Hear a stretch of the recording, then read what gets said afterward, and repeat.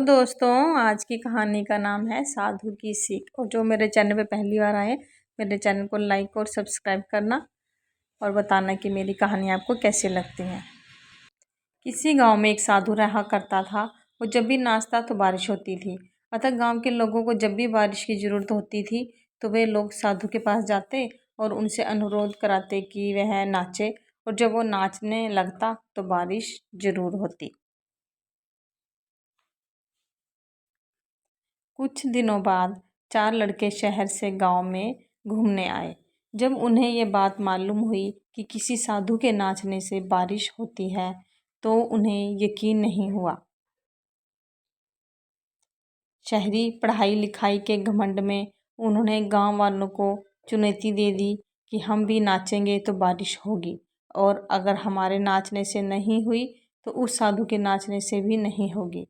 फिर क्या था, अगले दिन सुबह सुबह ही गांव वाले उन लड़कों को लेकर साधु की कुटिया पर पहुंचे। साधु को सारी बात बताई गई। फिर लड़कों ने नाचना शुरू किया। आधे घंटे बीते और पहला लड़का थक कर बैठ गया, पर बादल नहीं दिखे। कुछ देर में दूसरे ने भी यही किया और 1 घंटा बीतते बीतते बाकी दोनों लड़के भी थक कर बैठ गए, पर बारिश नहीं हुई। अब साधु की बारी थी। उसने नाचना शुरू किया। 1 घंटा बीता, बारिश नहीं हुई। साधु नाचता रहा। 2 घंटा बीता, बारिश नहीं हुई। पर साधु तो रुकने का नाम ही नहीं ले रहा था। धीरे धीरे शाम ढलने लगी कि तभी बादलों की गड़गड़ाहट सुनाई दी और जोरों की बारिश होने लगी। लड़के देखकर दंग रह गए और तुरंत साधु से क्षमा मांगी और पूछा, बाबा, भला ऐसा क्यों हुआ कि हमारे नाचने से बारिश नहीं हुई और आपके नाचने से हो गई?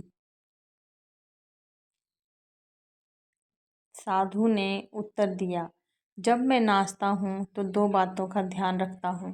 पहली बात, मैं ये सोचता हूँ कि अगर मैं नाचूंगा तो बारिश को होना ही पड़ेगा, और दूसरी ये कि मैं तब तक नाचूंगा जब तक कि बारिश ना हो जाए। फ्रेंड्स, सफलता पाने वालों में यही गुण विद्यमान होता है। वो जिस चीज़ को करते हैं उसमें उन्हें सफल होने का पूरा यकीन होता है, और वे तब तक उस चीज़ को करते हैं जब तक कि उसमें सफल ना हो जाए। इसलिए यदि हमें सफलता हासिल करनी है तो उस साधु की तरह ही अपने लक्ष्य को प्राप्त करना होगा। धन्यवाद।